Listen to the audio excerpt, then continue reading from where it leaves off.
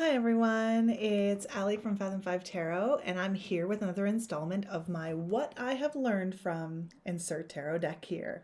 And as you can see from the title, today I'm going to be talking about the Tarot of Trees. I'm so excited because I love this deck so much.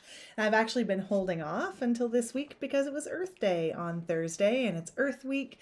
So what better day to talk about the Tarot of Trees? This is a deck I've discussed on my channel before, but what the heck? Let's talk about it again.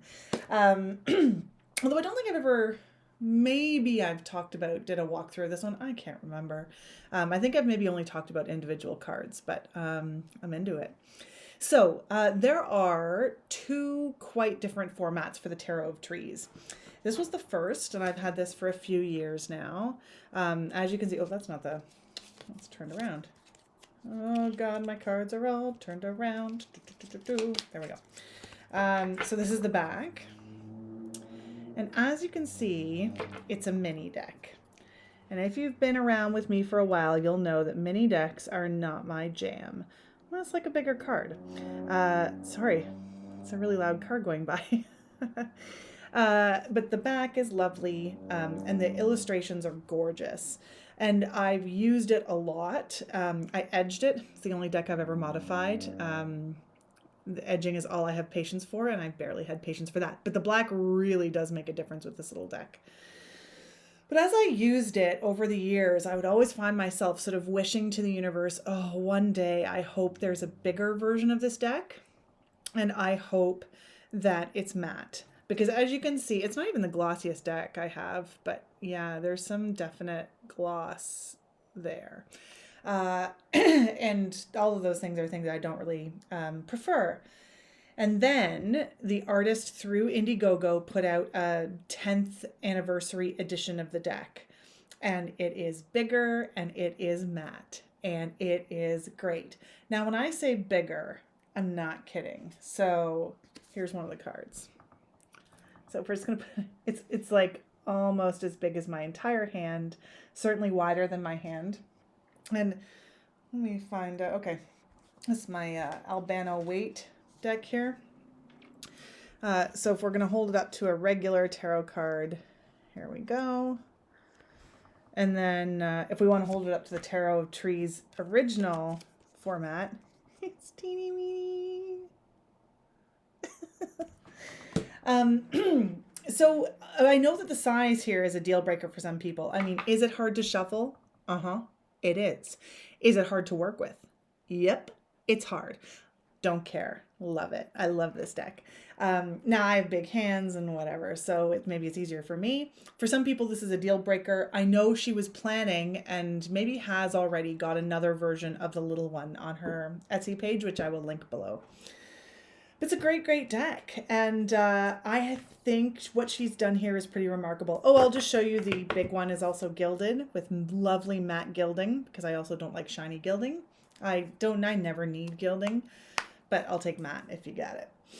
The thing also that I should say before I get started here is that I did not purchase the guidebook to go with this. There's a beautiful guidebook, looks lovely. I think it's hardcover. But just for a couple of reasons. One, because it added weight and therefore shipping and cost that I couldn't afford at the time. And two, because I've always had this real affinity for trees. I love being in the woods. I've talked before on the channel about how when I was a little kid, there was a special tree in my backyard that was like my tree. And I had like a plastic bag with my books in there. And I'd sit up, like knew all my way up the branches. And I'd sit up there and read for hours. Like I just really wanted to explore this deck like myself without getting into a guidebook, and normally, which I really like to do, is see the artist's interpretation, but just for this one I wanted it to just be me.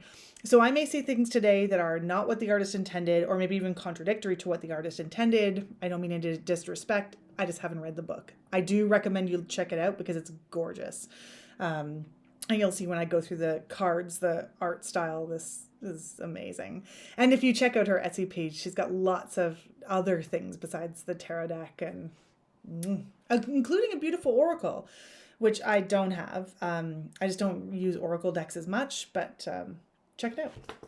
Okay, so if you're new to this series, what I basically do is instead of a full walkthrough, I just talk about what particular cards in a deck really move me or get me to think about the meaning of a card in an interesting or different way. And then you can either seek out more information about the deck. I usually post a couple walkthroughs so you can see the whole thing if you want. But if you're not in the space or mindset to buy another tarot deck, which it's Earth Week, we should all be thinking about what we're purchasing and consuming and shipping, blah, blah, blah. Maybe just taking the ideas and then applying them to the decks that you already do have. So let's do this. Okay, Fool is the one I've started with from the Major Arcana. I really like this Fool because to me it speaks of intentionality, right? I think I talked about this maybe in my recent zombie tarot video. I'm not sure, but often in the Waite Smith, the Fool does look foolish, right? Like he's striding off the side of a cliff and dog is like, buddy, pay attention. But I like the idea of an intentional fool, someone who's sort of made that stand, right? The tree is at the edge of a cliff, but it's also clearly taken root. It's grown. So that is really where it's supposed to be. It's growing towards the sun. It's doing things right. And, you know, if you're going to take a journey, then you have to go through that fool phase. You have to be ignorant and learn new things. And that's all part of that Major Arcana journey.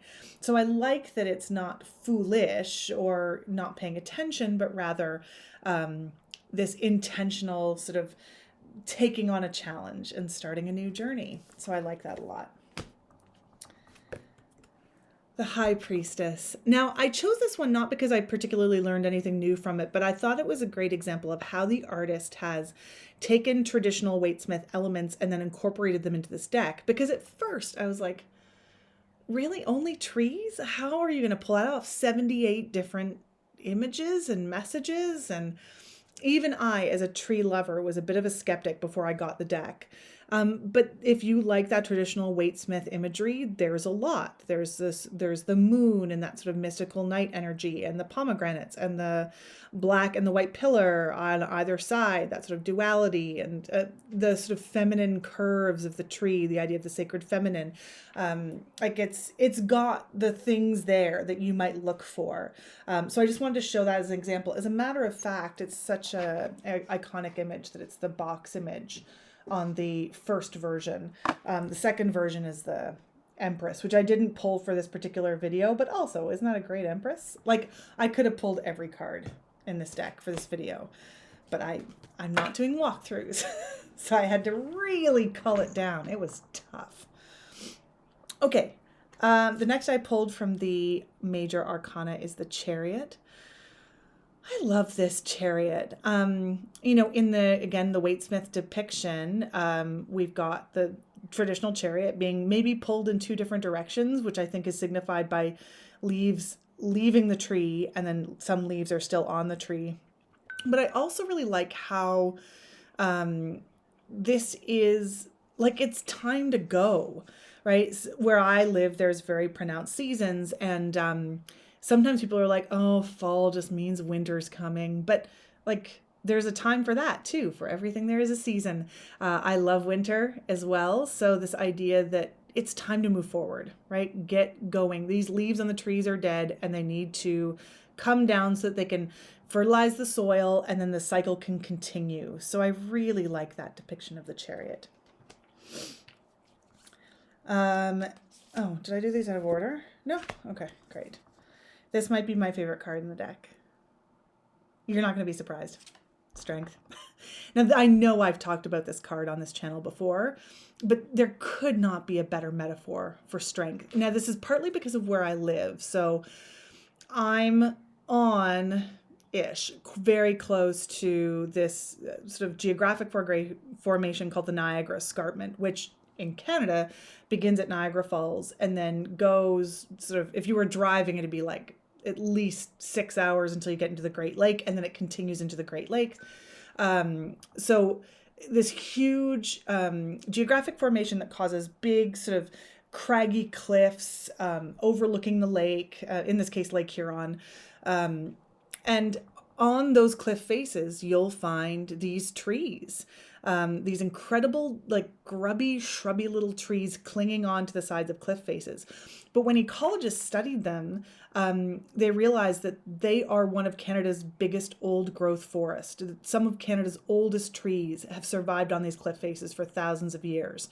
They're small, they're not like Sitka spruces in Vancouver, or well, not Vancouver, but like in British Columbia, or the redwoods in California, for example, because they can't grow up like that because they're in such this precarious position. But they snake out their roots, they adapt to their surroundings, and they live then protected on these cliff faces because they're not subject to forest fires and things like that. So it's a remarkable depiction. I just love it so much. It's perfect, right? In that strength, you find strength from what you have around you, and you can then adapt to those difficult circumstances, provided that that's a positive place for you to be. Obviously, there are some circumstances where you just want to get out. But in this case, this is where these trees will survive and in fact thrive. Just as an aside, even if you're a layperson like me, I have no science background, but man, reading about cliff face ecology is fascinating. So that's my beloved strength card. All right. Temperance. I really, really like this. I mean, on the one hand, it's so simple, right? Because temperance is about balancing different forces in your life, 1 foot in the water, 1 foot out in the Waite-Smith. But what I love about this is that this act of balancing becomes an act of survival, right? The tree needs sunshine and needs to reach its branches up towards the sunshine. But also, if it only had sunshine, it would die. Same thing with water, right? It needs water to survive, but could become waterlogged and then die. That this type of balance is vital for health. And even if you don't want it, that kind of balance sometimes seems maybe boring or unappealing. It's critical to your overall mental and physical health. So what are you going to do to find that balance in your own life? I just think it's great. Sorry if you hear a funny noise, because my dog just came in and lay down. Oh, shoot. I was going to keep the Fool card out. Give me a second. Yeah. So here we have the Judgment card. And to me, this really calls back to the Fool card. Again, don't have the guidebook. This is just my riffing on it. Not every little seedling that comes out of an acorn is going to make it, right? That's just how it goes. But sometimes that's when you look at your own performance and whether or not you've been successful in the area you want to be successful in. Is it because of something that you didn't set up for yourself, that you had the power to do, or were there external forces that came in? Because to me, Judgment is a card of external and internal judgment. Sometimes things are out of your control, and the least productive thing you can do is beat yourself up over it, right? And put on that kind of really difficult self-judgment onto yourself. I think here of this Fool card, right? And it's not just a little sprout at the edge of the cliff. Oh no, now I have a cat. Yikes. Right? Whereas you then think, oh, maybe this isn't the right place for this little sprout. Maybe it's not going to survive. It's surviving, right? It's doing it. It's starting that major arcana journey. This may not survive. And so taking a good, judicious, critical look at the factors that lead you to success or failure, and where should judgment lie, and to what extent should you be judging yourself, right? So I do adore that depiction. This is gonna be a nightmare. Get off. She's about took everything with her. Where am I now? Okay, so I did the Fool. Okay, the World. Isn't this a nice depiction for Earth Day? I love this. Of course, there's going to be a tree at the center. This is the tarot of trees. But the idea of what can allow our world to be complete and whole and healthy and nourished and nurtured. Just from a pure tree standpoint, we got to be taking care of our trees, guys. We can't just be mowing them down because we want to eat fast food. So I really like that depiction, and the way the world is just sort of cradled and held and stable, and I think it's so beautiful. Okay, now normally I would choose my order of suits based on my favorite cards, but I'm not doing that this week because how do I pick my favorites? It's too hard. And B, because if you look at the minor arcana suits, they follow the seasons. So if you look at the suit of cups, that's the springtime. The wands is the summertime. The swords is the fall, and the winter is the pentacles. Pentacles is the winter, I think is the way I should have said that. And what this does is sort of twofold. It gives us constantly this sort of sense of like the wheel of the year. To me, it also is a really cool aspect to bring into readings when different cards come up. I love that. Also, it makes the deck so beautiful when you see the different sort of color palettes that accompany each season. It's just so rich and stunning. So we're going to start with spring and the cups and then follow summer, fall, winter. Here we go. So I love this Two of Cups, this sort of meeting, this intertwining of two trees. And this happens in nature, right? That you'll have a tree that is growing too close to another one. And sometimes it'll just be choked out. But other times it'll just wind its way around and those two trees become sort of a symbiotic relationship with each other, which is very much that equality, that meeting of the minds, that Two of Cups energy. It all sort of looks like they're cheersing here. I really like it. Now this card, I could go on for hours about the Five of Cups, this particular depiction. I think it's so cool. So first of all, we have the water coming out of the cups, water sign, makes total sense. But there's also water coming out of the branches, which could be interpreted as tears, could be interpreted as like the sap, the life force of the tree. The posture of the tree looks very sad. I find it fascinating that the spilled cups have broken branches still attached to them. So this wasn't like a careless dropping. There was an event that broke this situation. And while in the Waite Smith, there's a figure that's like sort of back to us as the readers, looking at the spilled cups back to the full cups.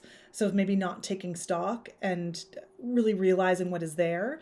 In this card, the remaining two cups they're held up the highest, and it looks like they're sort of being clutched in safety.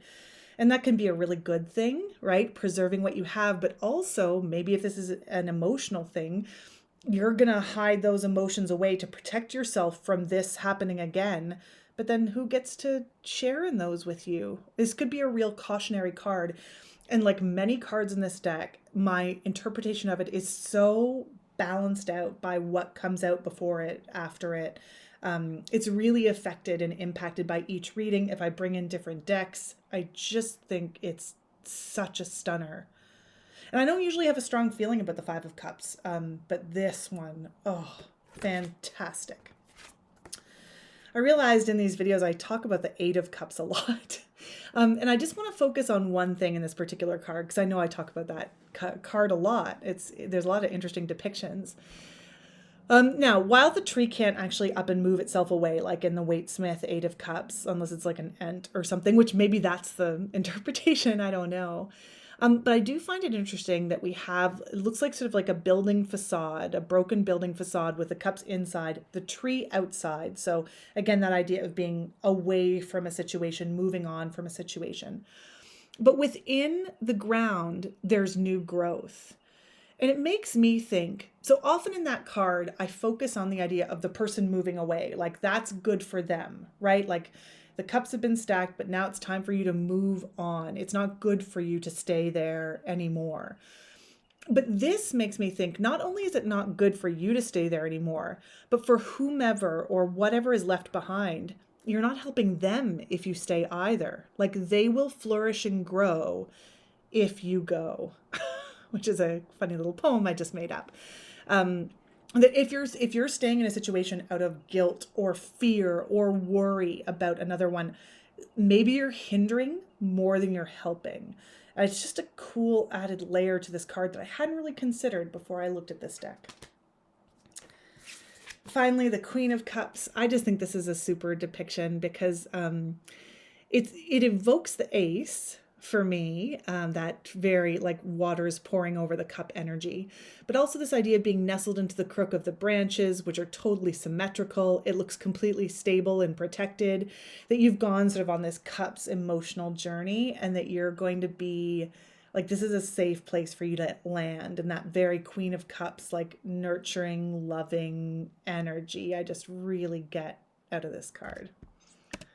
So, yay. All right, moving on to the wands. I was going to say maybe the wands are my favorite. I don't know. No, I can't. I can't choose a favorite suit in this deck. I always get a bit of a chuckle out of the Five of Wands card. To me, it's a really adolescent card. There are a lot of cards that depict conflict and battle, but this is always, to me, a bit of a pointless battle, like a bit of a posturing, show-offy battle in the Waitsmith, right? Like they're all pretty evenly matched. They look young. They look like dum-dums, like fighting it out, basically. And that's what I get from this energy here, like these sort of posturing trees and, you know, sort of struggling to claim ascendancy, but they're also all fine. Like they're all leafy and green, and nobody's dying, and nobody doesn't have the things they need.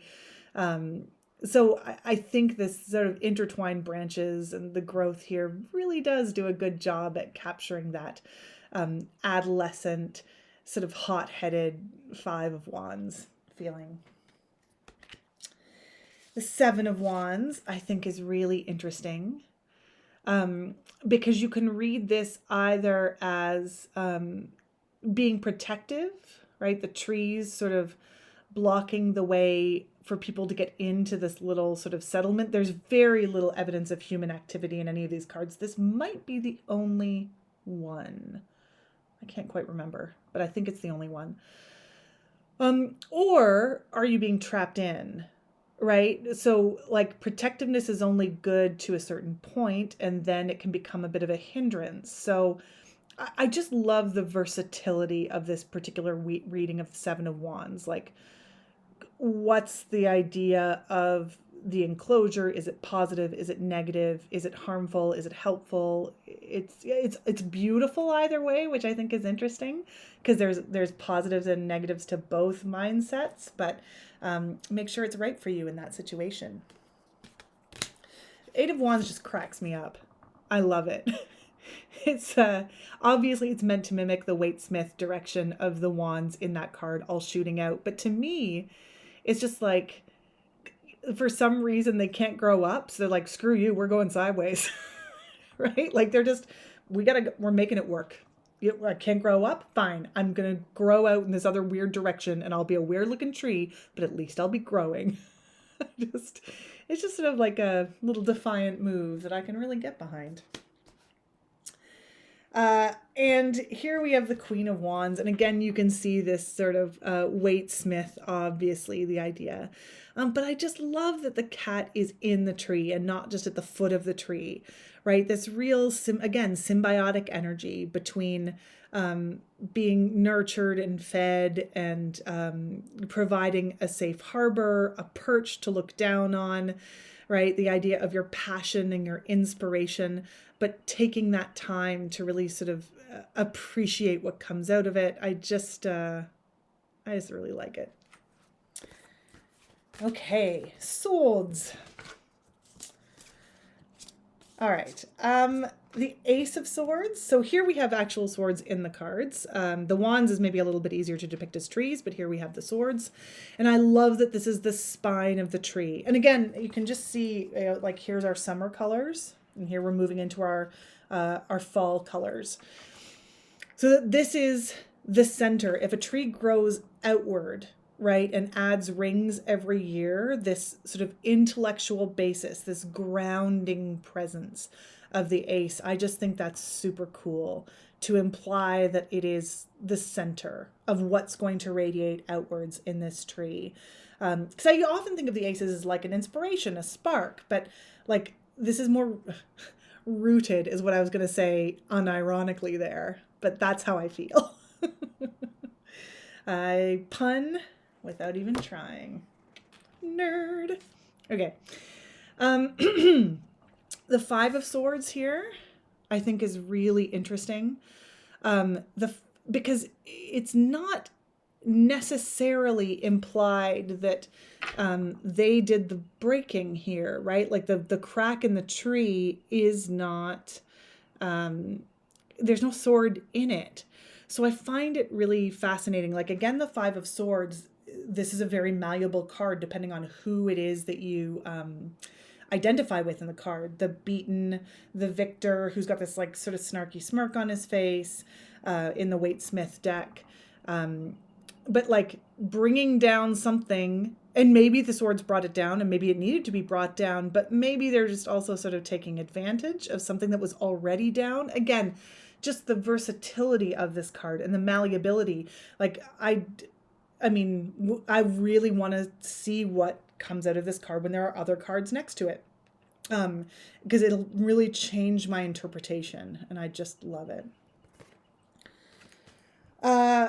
This is a really interesting card, and this has put some people off, I think, the deck. The idea that the tree is bleeding. The Ten of Swords, and then we've got sort of this sunrise clouds and that very sort of stylized cloud.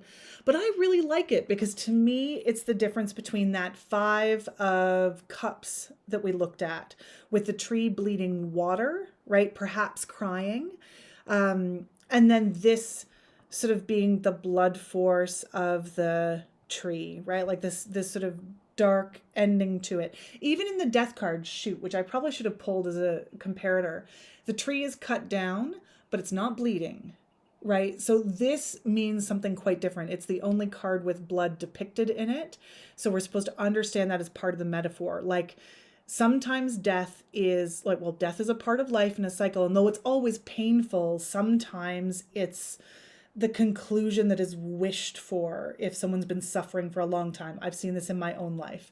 But here, this is something else. And so I do appreciate that metaphor coming into this card. Like you cannot read this as anything but pain. And I think that's important to have those sort of darker cards. Of course, there's sort of the hope of the sunrise and blah, blah, blah. But you got to have the dark in there. It can't all just be sort of unicorns and rainbows, I think. And then look at this groovy. The King of Swords with this sort of Excalibur, sword in the stone, literary reference. It's so good. Again, just using that wisdom and strength of intellect, you know, he'd be able, I think, to pull the sword out of the stone. It's fantastic. All right, finally onto winter, our pentacles. So again, you'll see that this is our, that's our King of Swords there, and here's our color palette change. Isn't that stunning? Woof. I love this Four of Pentacles because of the inclusion of the little baby trees next to the big tree that's hoarding all the resources, right? I like it when it acknowledges this idea of sharing the wealth, hanging, what can be the possible repercussions of holding things to yourself. So this card makes that quite explicit. I think it's really, really beautiful. And again, this could be malleable depending on how you read it, right? Is it important to hold on to those things? Are these threatening, these little guys on the side? Or should you just be a little bit less concerned about keeping things on the inside? Five of Pentacles, I think is really interesting. Because it's, again, this sort of winter scene. I've talked about the Five of Pentacles before and being left out and the outside. This to me looks like a frozen river, right? So they were on their way somewhere and then they've been frozen and stuck where they are on the outside. And the tree looks on but is helpless to really do anything. This sort of willow tree looking that might have been able to pull them out of the river earlier. I think it's a really interesting take on that idea of frozen water, because the Five of Pentacles also has this big emotional sort of kick to it, like that sort of water cups energy as well. So I think there's a lot of depth here. And again, depending on the placement in a spread, can give you so much. The Nine of Pentacles. Again, I really like this because in the Waite-Smith, the Nine of Pentacles is extremely like lush and celebratory and like, look what I have. But here it's much quieter and it's actually underneath a layer of snow, right? That even if it's not, you know, bearing fruit, guys, my pun game is off the hook today. But even if all of that work you've done and all of those material things that you've put into place aren't paying off at the moment. Those foundations are there and they don't go away when the snow comes, right? Like they stay, maybe they're dormant and they're sleeping in the root system, but when the time is right, they'll wake up again. Once you build those solid foundations, they're there, right? Not always, nothing's infallible, but if you've done the work doesn't go away. So I think that's a really cool message as opposed to just the celebration. Look what's here. It's like, look at that basis, that foundation that was built. Love it. And then Queen of Pentacles with a little bit of green grass underneath because she protects things. There's a big snowstorm outside and she's protecting that like physical material, the sort of mundane everyday. That again, I feel like the queens are so powerful in this deck and so nurturing and fantastic, that she's gonna look after you and sort of your needs, and this is a safe little harbor for you to rest in. I just think that's a gorgeous depiction, and the bending over looks purposeful to me, right? That sort of active agency there. Before I go, this is something I was going to say with the major arcana, but just that there are 2 additional cards in this version of the deck, which I'm not 100% sure is still available. I think it is, but I'll double check and put it in the description below. One is Roots and the other is Regeneration. You can tell they were done afterwards. The artwork is slightly different. It's just as gorgeous as all of our other things. I don't usually keep these in the deck when I'm doing a reading, but I have built readings around them where someone's like, I got to know how to rebuild, right? Things are, they've been garbage, but I know it's time to start to rebuild and put things back together again. I'll build or spread around this. Same thing if people are looking into their past, into their family structures, right? Why they feel the way they feel about things, then I might build a spread around that. I don't tend to shuffle them in. That's just my own thing. So that's my beloved Tarot of Trees for this Earth Week. I hope you enjoyed that video. I'm a little over 30 minutes. I do apologize, but I'd love to hear if you have this deck, if you like this deck as much as I do. I'll put all the links that you need in the comments below, and I hope you have a very happy Earth Day. Do something positive for our beautiful planet this week if you can. Bye.